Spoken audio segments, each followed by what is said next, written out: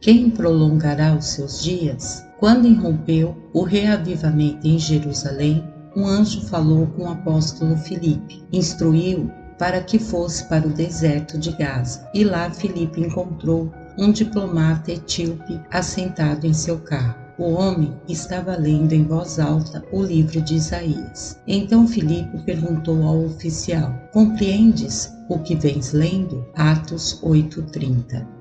Aparentemente, o diplomata estava preso a uma passagem que lhe deixava confuso. A passagem era Isaías 53, 9 a 11. Designaram-lhe a sepultura com os perversos, mas com o rico esteve na sua morte, posto que nunca fez injustiça, nem dolo algum se achou em sua boca. Todavia, ao Senhor agradou moê-lo, fazendo-o enfermar, quando der ele a sua alma como oferta pelo pecado. Verá a sua posteridade e prolongará os seus dias, e a vontade do Senhor prosperará nas suas mãos. Ele verá o fruto do penoso trabalho de sua alma e ficará satisfeito.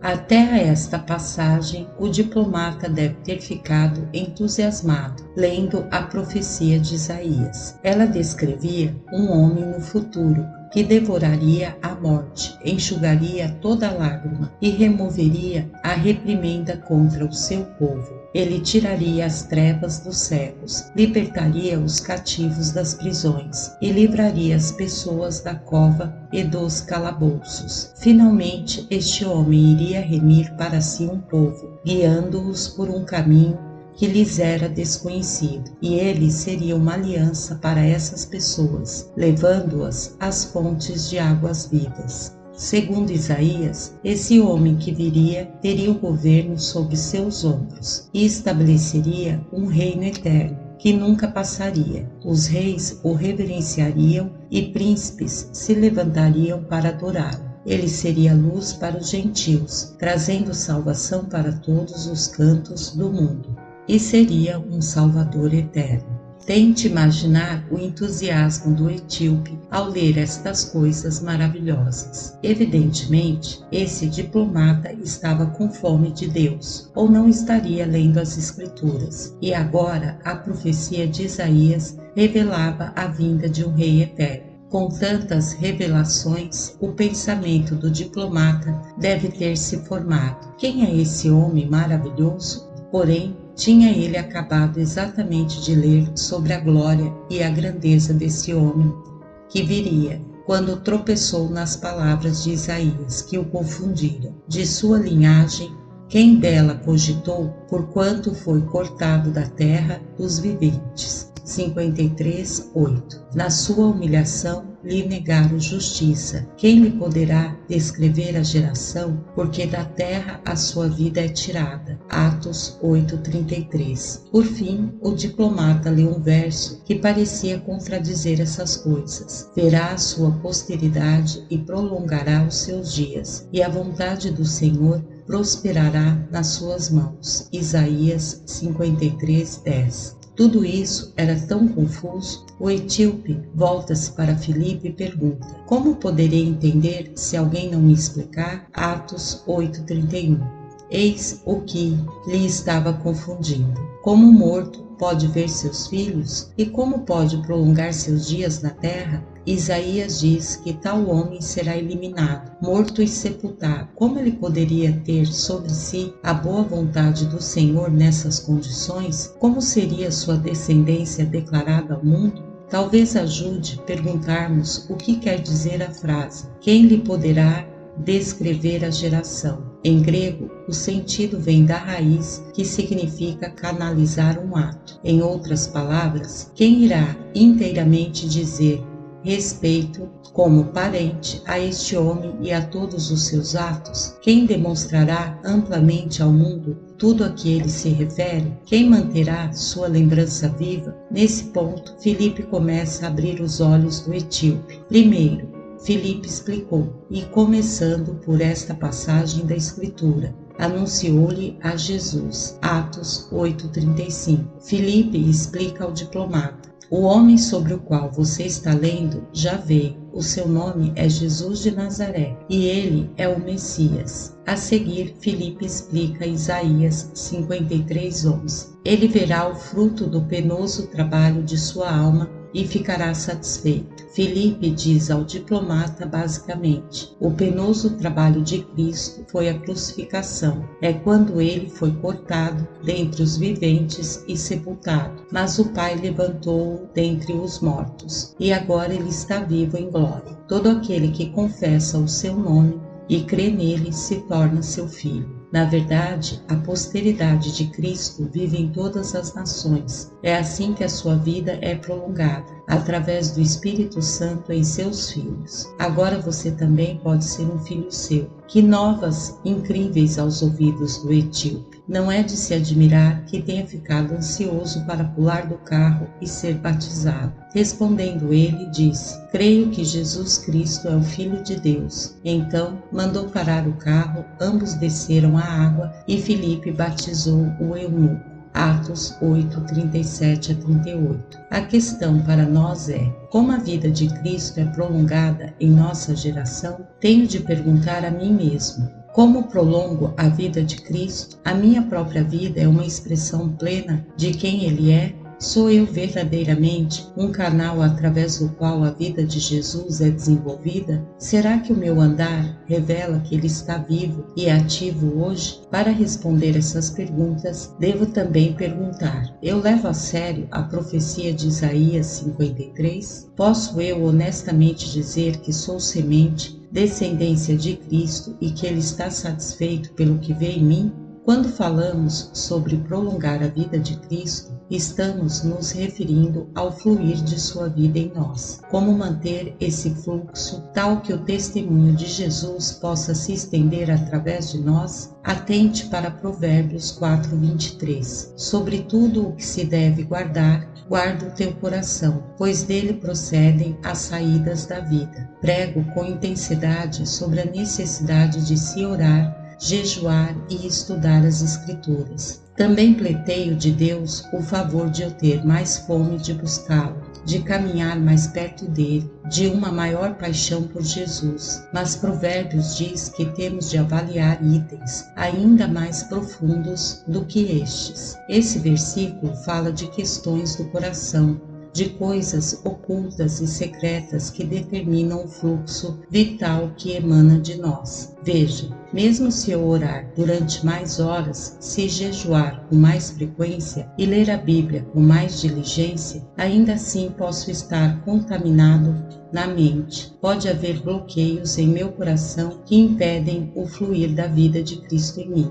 E posso chegar a ser tão impuro a ponto de travar toda essa vida, com exceção de um pequeno gotejamento. Então, estarei impedido de prolongar a sua vida, de declarar plenamente a sua geração. Jesus nos diz claramente o que contamina uma pessoa. Ouve e entendei. O que contamina o homem não é o que entra pela boca, mas o que sai da boca. Isto, sim, é o que contamina o homem. Mateus 15, 10 a 11. O que são estas questões do coração? Quais são os caminhos que poluem primeiro o nosso homem interior e a seguir todo o nosso ser? A Bíblia aponta para 3 questões: uma boca impura, ouvidos impuros e olhos impuros. Como servos do Senhor, não podemos permitir que algo prejudique o fluir da vida de Cristo em nós. Se sou a sua linhagem, a sua semente, escolhido para proclamar a sua geração,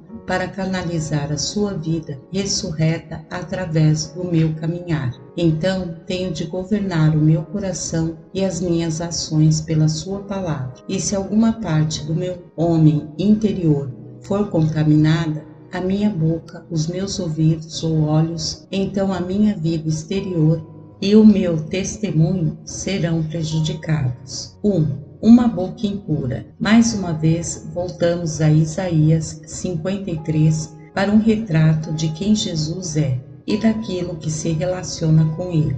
Esse capítulo diz o seguinte sobre ele: nem dolo algum se achou em sua boca. 53, 9. Como manifestamos Cristo nessa particular questão do coração? Esse ponto é referido nos dois testamentos. Tiago adverte a igreja. Ora, a língua é fogo, é mundo de iniquidade. A língua está situada entre os membros do nosso corpo e contamina o corpo inteiro. E não só põe em chamas toda a carreira da existência humana, como também é posta ela mesma em chamas pelo inferno. Tiago 3:6. Lemos a advertência semelhante em Isaías. Então clamarás, e o Senhor te responderá. Gritarás por socorro, e ele dirá: Eis-me aqui. Se tirares do meio de ti o jugo, o dedo que ameaça, o falar injurioso. 58:9. Em hebraico, injurioso aqui quer dizer rude, irreverente, desrespeitoso. Isaías está fazendo uma declaração tremenda. A razão precisa pela qual oramos, jejuamos e estudamos a palavra de Deus é sermos ouvidos nos céus. Mas o Senhor inclui um enorme se a isso. Declara: se você quer que eu o ouça das alturas, então terá de olhar para as suas questões do coração. Sim, eu lhe ouvirei. Se você parar de apontar o dedo para os outros, se parar de falar deles de maneira desrespeitosa. É um grande pecado aos olhos de Deus falarmos de uma maneira que suje a reputação de outro. Provérbios nos diz: mais vale o bom nome do que as muitas riquezas, e o ser estimado é melhor do que a prata e o ouro. Uma boa reputação é um tesouro cuidadosamente construído com o tempo. Contudo, posso rapidamente destruir o tesouro de qualquer pessoa com uma única palavra de difamação da minha boca. Ora, não temos a ousadia de roubar o relógio de ouro de alguém ou a sua conta bancária. Mesmo assim, Deus declara claramente que caluniar o nome de uma pessoa é um roubo da pior espécie, e podemos fazer isso através das maneiras mais sutis, apontando um dedo acusador, questionando o caráter, passando boatos e fofocas. Em verdade, 3 das palavras mais danosas que podemos dizer são: você soube que... A simples sugestão da pergunta rouba da pessoa algo de valor e contamina nossa própria boca. Muitos dentro da casa de Deus não têm levado a sua palavra a sério nesta área. O Salmo 50 explica detalhadamente tanto o pecado da contaminação da boca quanto as suas consequências. Soltas a tua boca para o mal, e a tua língua trama enganos. Sentas-te para falar contra o teu irmão, e difamas o filho de tua mãe. Tens feito estas coisas, e eu me calei. Pensavas que eu era teu igual, mas eu te arguirei e porei tudo à tua vista. Considerai, pois, nisto, vós que vos esqueceis de Deus, para que não vos despedace, sem haver que vos livre. O que me ofereceu sacrifício de ações de graça, ele me glorificará, e ao que prepara o seu caminho, dar-lhe-ei que veja a salvação de Deus. Salmo 50. Versículos 19 ao 23. Então, por que fazemos isso? Por que não temos temor, a reverência pela palavra de Deus neste assunto? Por que falamos com tanta facilidade dos outros com palavras vãs? Por que continuamos usando palavras sem nenhum cuidado, com uma língua descontrolada? Este salmo nos diz o porquê. Pensavas que eu era teu igual. Para simplificar, fazemos Deus parecer conosco. Nós torcemos e amoldamos a sua palavra para que reflita nossa própria tendência para julgar externamente uma pessoa, e ignoramos o hábito de Deus no considerar os pontos ocultos e profundos do coração de outrem. Ora, o Senhor está nos dizendo aqui no Salmo 50: vou te reprovar, porque quero que coloques esse assunto em ordem. Tens de enxergar a tua impureza de maneira que eu a vejo, como maligna e perniciosa, como um sério perigo para a tua alma. Como ministro do Senhor, desejo que a vida de Cristo possa fluir de minhas pregações, e como marido, pai e avô, quero que ela flua de mim livremente à minha família. Então, a nascente da vida de Cristo em mim não pode ser contaminada. Não posso permitir nenhum envenenamento da fonte e nenhum bloqueio que prejudique o seu livre fluxo em mim. Mas tenho de tornar isso uma decisão consciente da minha parte. Tenho de continuamente clamar ao Santo Espírito: Senhor, convença-me toda vez que eu me contaminar. Davi assumiu esse tipo de determinação. Ele registra: iniquidade nenhuma encontras em mim. Salmo 17:3. Põe guarda, Senhor, a minha boca, vigia a porta dos meus lábios. 141:3. Você pode se perguntar: será que é possível controlar realmente a língua, se dispor a não pecar com a boca? Davi responde com esse testemunho: eu disse: guardarei os meus caminhos para não delinquir com a minha língua. Enfrearei a minha boca enquanto o ímpio estiver diante de mim. 39:1. Ele está dizendo basicamente: toda vez que monto um cavalo, tenho de pôr um freio em sua boca. E assim como faço com o cavalo, tenho de fazer com a minha língua.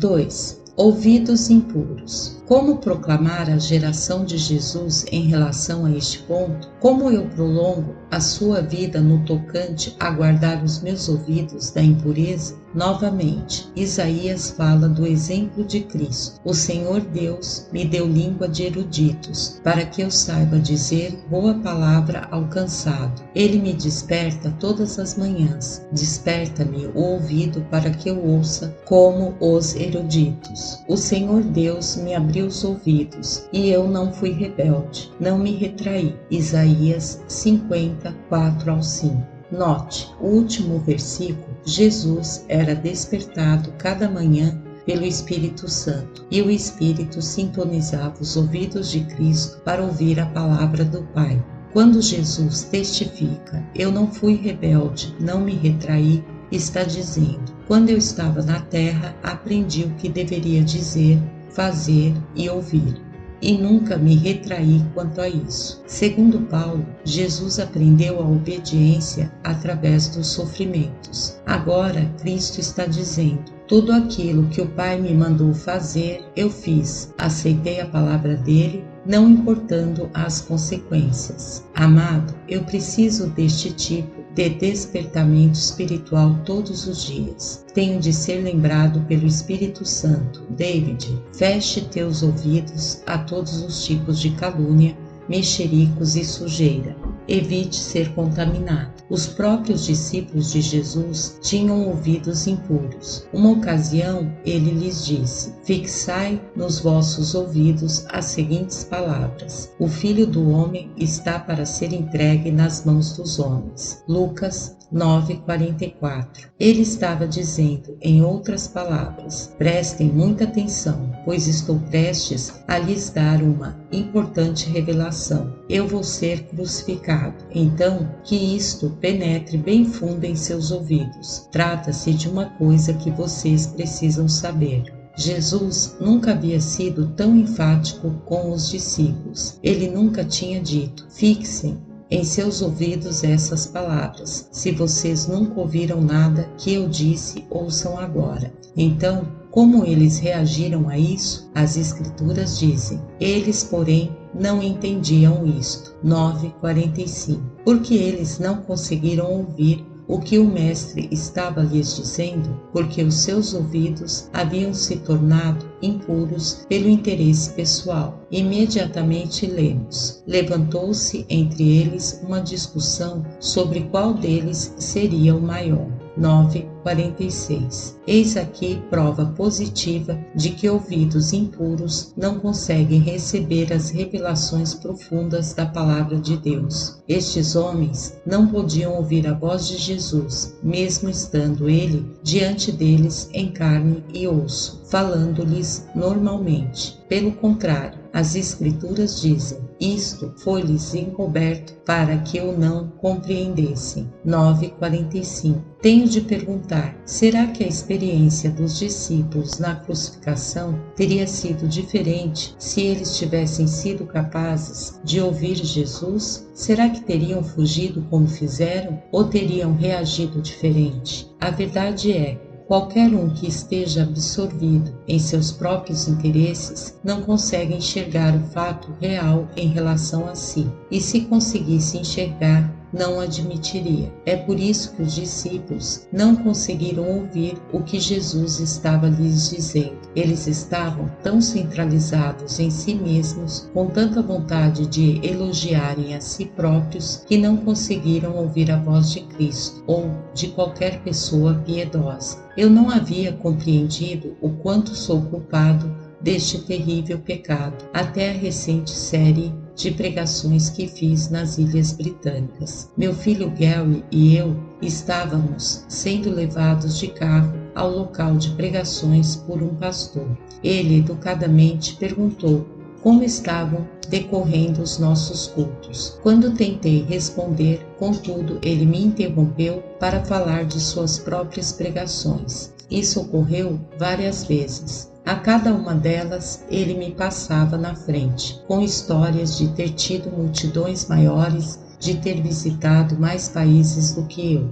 Finalmente, fiquei tão aborrecido que me calei e o deixei falar. Nessa hora, olhei para Gary e virei os olhos. Pensei, como ele gosta de se exibir. Esse pastor não para de falar. Aí senti um cutucão do Espírito Santo. Ele me cochichou. Pense por que você se aborreceu, David. É porque este homem não está lhe ouvindo.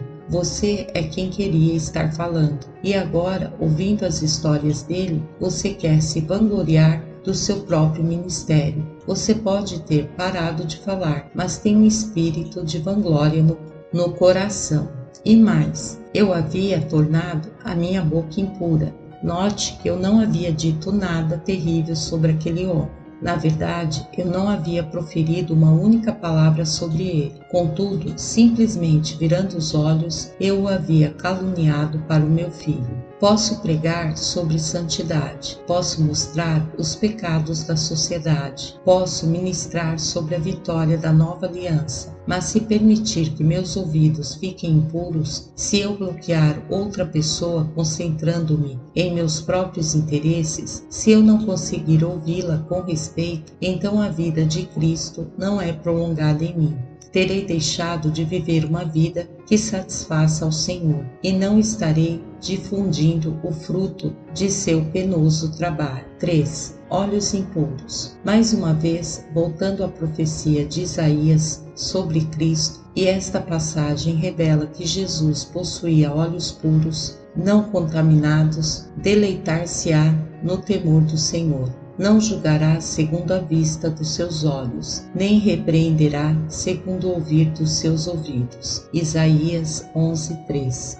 A tradução literal aqui é: ele não julgará segundo a aparência diante dos seus olhos, nem repreenderá segundo o que seus ouvidos lhe disserem. Resumindo, Cristo não vai julgar uma pessoa simplesmente olhando para ela, ou pelo que ouve sobre ela. Amado, Deus está chegando ao coração do assunto bem aqui.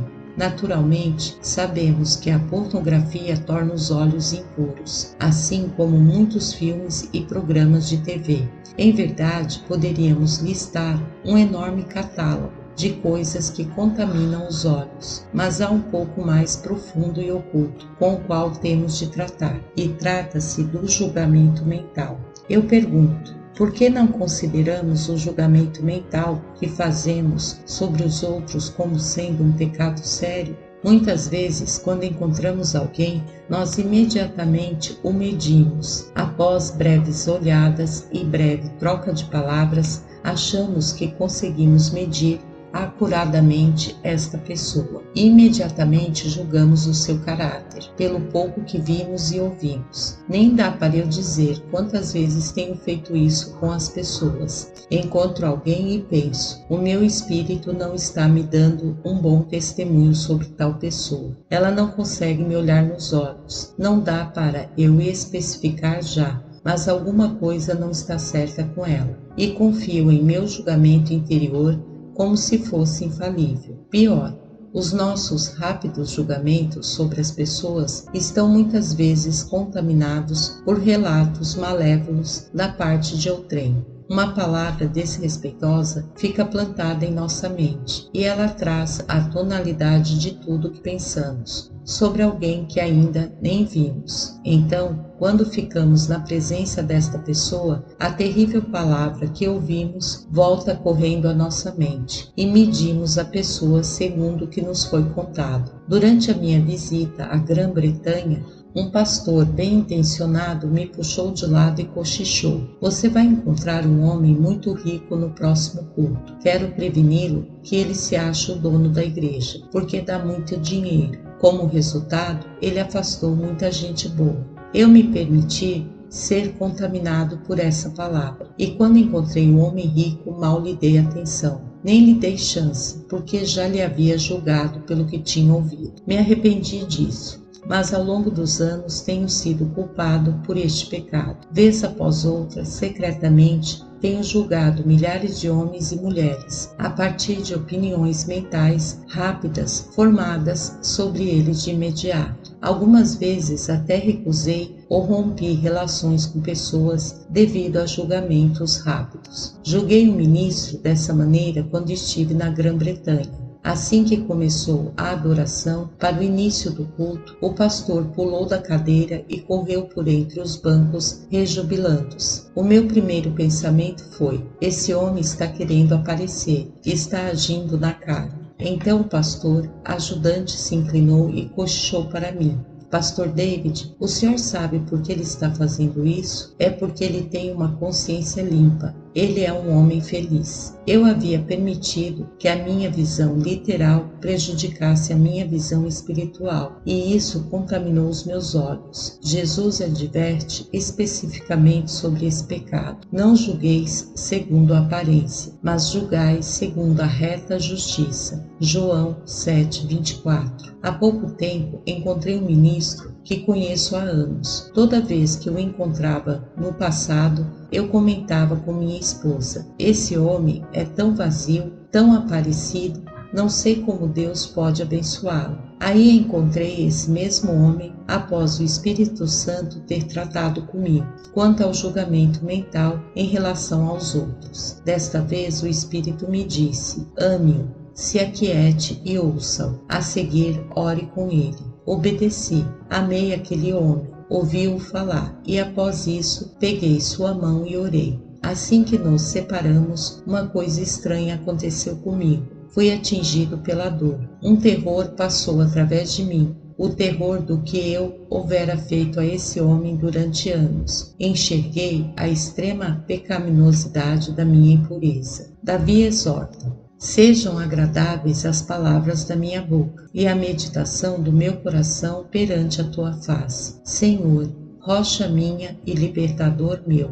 Salmo 19:14. O apóstolo Paulo acrescenta essa perspectiva: "Não saia da vossa boca nenhuma palavra torpe, mas só a que for boa para promover a edificação, conforme a necessidade, para que beneficie aos que a ouvem, e não entristeçais o Espírito Santo de Deus." Efésios 4:31-31, 29-30. Prezado santo, inexiste pessoa ouvindo esta mensagem que seja santa demais para não guardá-la e mudar. Quanto a mim, sinto a dor de Deus quanto à maneira pela qual mal julguei as pessoas em todos estes anos, de maneira consciente ou não. Insisto em que você clame junto com o meu coração: "Ó Senhor, por que eu não estava pronto para ouvir isso antes? Por que eu não tratei com isso antes? Desejo proclamar o teu evangelho, declarar a tua geração.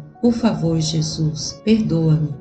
Purifica a minha boca impura, os meus ouvidos e os meus olhos impuros, e me dê um coração renovado. Não quero que coisa alguma impeça a minha vida de ser uma manifestação plena de quem tu és." Possa o Senhor ouvir o nosso clamor e se mover rapidamente para nos refazer. Ele nos dará força para que nos afastemos de falar o mal, ouvir o mal e de julgar pela mente. Então seremos mais capazes para prolongar os dias do nosso Senhor. Amém.